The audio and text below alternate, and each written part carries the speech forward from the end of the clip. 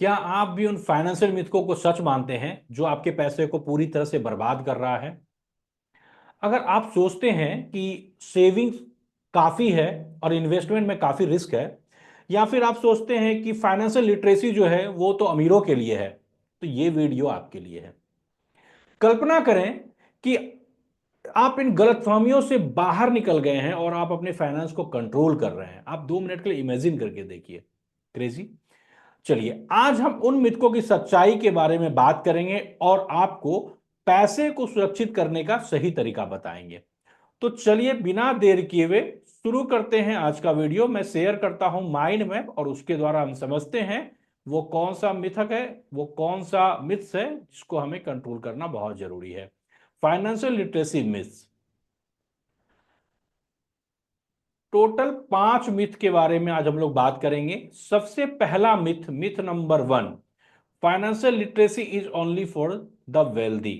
ये बहुत बड़ा मिथ है कि फाइनेंशियल लिटरेसी सिर्फ अमीरों के लिए है। ऐसा बहुत लोग इस गलतफहमी में हैं। इसका बिलीफ, ये ऐसा विश्वास लोगों को है कि मेरे पास चूंकि ज्यादा पैसा नहीं है तो फाइनेंशियल लिटरेसी मेरे लिए इंपॉर्टेंट नहीं है। ये बहुत बड़ा मिथ है। अब इसकी सच्चाई जानते हैं, ट्रूथ। फाइनेंशियल लिटरेसी ये काफी इंपॉर्टेंट है हम सभी के लिए। इसका कोई भी कनेक्शन नहीं है कि हमारा क्या इनकम है, हम किस लेवल में है, हम मिडिल क्लास हैं, हम पुअर फैमिली को बिलोंग करते हैं, या नहीं तो हम रिच हैं। फाइनेंशियल लिटरेसी हम सबों के लिए इंपॉर्टेंट है। और मैं तो ये कहूंगा कि जो लोग मिडिल क्लास में हैं या पुअर, अभी लोअर मिडिल हैं, उनके लिए तो वो फाइनेंशियल लिटरेसी ज्यादा इंपॉर्टेंट है। Help manage small amounts wisely leading to wealth creation. जो हम मिडिल क्लास लोग हैं, उन्हें छोटा छोटा पैसा को सेव करके उसे वेल्थ क्रिएट कैसे करना है, इसके लिए फाइनेंशियल लिटरेसी काफी इंपॉर्टेंट है। Example, budgeting on a small salary can prevent debt traps. आपका जो सैलरी है उसका बढ़िया से बजट आप यदि बना लें और उसको आप छोटा छोटा छोटा सेव करना स्टार्ट करें, उसको ग्रो करना शुरू करें, तो आप जो डेट का ट्रैप है, जो जाल है, उससे आप अपने आप को बचा पाएंगे और आपको अपने जाल में कोई फंसा नहीं पाएगा। तो ये सबसे पहला मिथ है, financial literacy is only for the wealthy person. Myth number 2, saving is enough for financial literacy. बहुत लोगों का ऐसा मानना होता है कि मैंने सेविंग कर लिया और ये काफी है, या सेविंग करके हमने एफडी कर दिया, ये काफी है। तो ये भी बहुत बड़ा मिथ है। और ये जो विश्वास हम बना के चले हुए हैं कि यदि हम, if I save I will be financially secure, यदि हम सेव कर लें, यानी कि हम पैसा कमाने के बाद अपने पास पैसा बचा ले, सेविंग कर लें, तो ये अपने आप में काफी है। ये बहुत बड़ा मिथ है। इसकी सच्चाई जानते हैं। सच्चाई ये है, inflation reduces the value of saved money.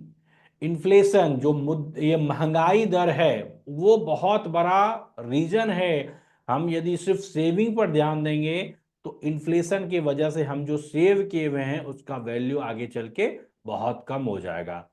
Investing is essential to grow wealth over time. Investing बहुत जरूरी है। सिर्फ यदि आप सेविंग कर रहे हैं तो आगे चल के आपका जो अभी स्थिति है वो नहीं बदलेगा इस तरह से सिर्फ सेविंग करके। तो आपको इन्वेस्ट तो करना जरूरी है, और इन्वेस्ट भी वैसे एसेट्स में जिसमें कि आपको कम से कम जो इन्फ्लेशन रेट है 6 to 7%, उससे ज्यादा आपको रिटर्न मिले।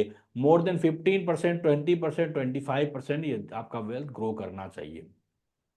एग्जाम्पल है, 10,000 saved today may not buy the same things in 10 years due to inflation. Inflation के कारण यदि हम 10,000 आज सेव कर ले और सेव करके रख लेते हैं कहीं अपने पास घर में, या सेविंग में रख लेंगे, तो वहां भी 2-3% ही मिलेगा।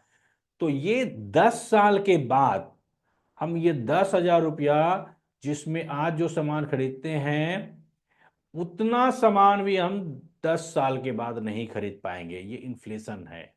तो हमें इससे ये पता चलता है या सीख मिलती है कि सिर्फ सेविंग अपने आप में काफी नहीं है, बल्कि सेविंग के साथ साथ हमें अपने पैसे को ग्रो करवाना सीखना चाहिए।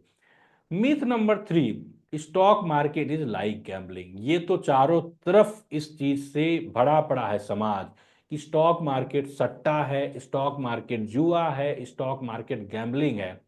तो ये जो भी लोग कहते हैं, जो लोग मानते हैं, उनको आप ये जवाब दीजिए, उनसे ही आप पूछिए कि गैम्बलिंग किसको कहते हैं, सट्टा किसको कहते हैं, जुआ किसको कहते हैं। ये उनका क्वेश्चन का आंसर मिल जाएगा।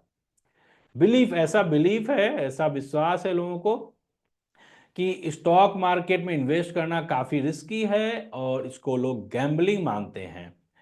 सच्चाई जानिए।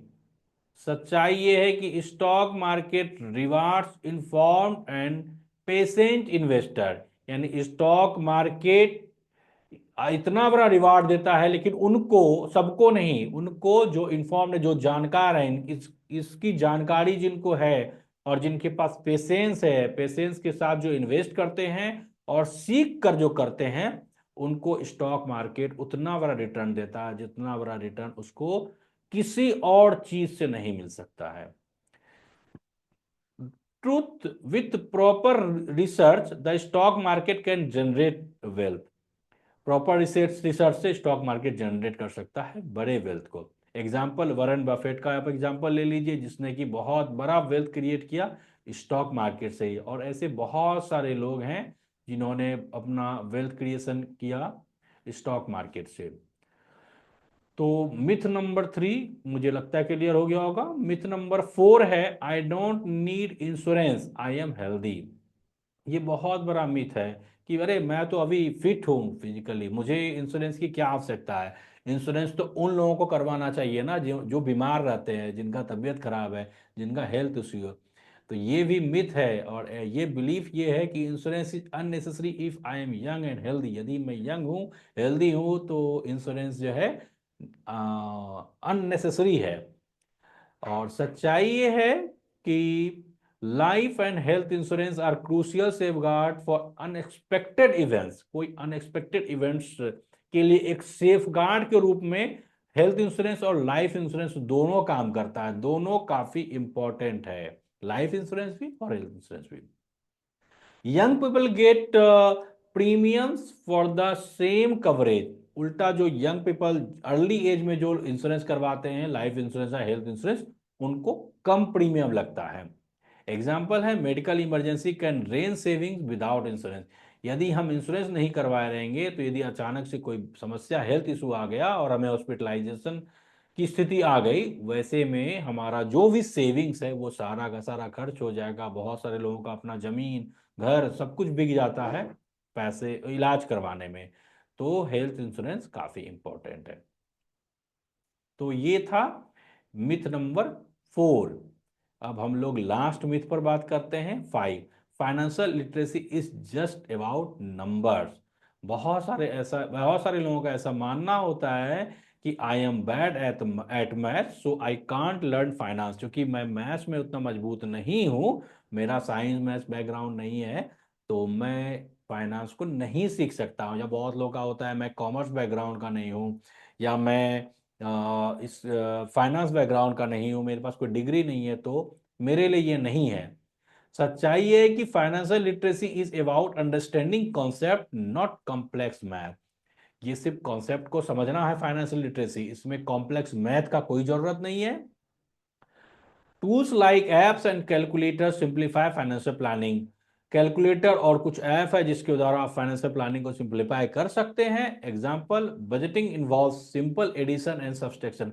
साधारण यदि आपको ऐड करना, सब्सट्रैक्ट करना आता है, तो आपके लिए उतना ही काफी है। उसके लिए कोई भी फैंसी डिग्री, हाई डिग्री, माने बड़ी डिग्री इंपॉर्टेंट नहीं है कि आपको चार्टर्ड अकाउंटेंट होना जरूरी है, सीएफए होल्डर होना जरूरी है, तभी आप जाकर वेल्दी पर्सन हो पाएंगे, फाइनेंस को समझ पाएंगे।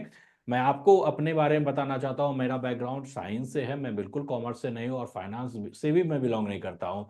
साइंस से मैंने पढ़ाई की है, मैंने ग्रेजुएशन किया, मास्टर डिग्री सब मैंने किया, लेकिन मेरे पास कॉमर्स का, फाइनेंस का कोई भी डिग्री नहीं है। लेकिन फिर भी मैं अपने फंड को मैनेज तो कर ही रहा हूँ, उसके अलावा मैं एक कम्युनिटी भी चला रहा हूँ, और बहुत सारे लोग को मेरे से सीख पा रहे हैं।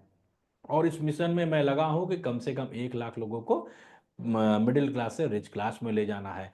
तो आप भी यदि मेरे कम्युनिटी में शामिल होना चाहते हैं तो आप मेरे वेबसाइट पर जाइए और वहां पर मेरा कोर्स है, स्टॉक मार्केट के बारे में आप सीखना चाहते हैं तो उस कोर्स में जाइएगा, वहां पर सिल्वर मेंबरशिप करके है, उसको आप जाकर बाय कर सकते हैं। उसका करेंट प्राइस अभी अप्रोक्स 15,000 बता रहा है, लेकिन आप चाहें तो कमेंट के माध्यम से आप मेरे से एक प्रोमो कोड ले सकते हैं जिसके द्वारा आप अपने प्राइस को और भी घटा सकते हैं, यदि आप चाहते हैं मिडिल क्लास से अपने को रिच क्लास में ले जाना। क्योंकि मैं इस मिशन में लगा हूं, यूट्यूब के द्वारा भी मैं आपको बता ही रहा हूं सब चीज, लेकिन आप चाहते हैं कि टू द पॉइंट यदि आपको मिले, कोई कोर्स मिले, तो वो मेरा ऑलरेडी बन चुका है, पब्लिश हो चुका है, आप वहां पर जरूर जाइएगा और जो भी प्रॉब्लम हो आप मेल के माध्यम से मुझे बताइएगा। Why financial literacy matter, financial literacy क्यों मैटर करता है? क्योंकि ये इंपावर्स बेटर डिसीजन मेकिंग, आपको एक डिसीजन लेने में बहुत मजबूती प्रदान करता है।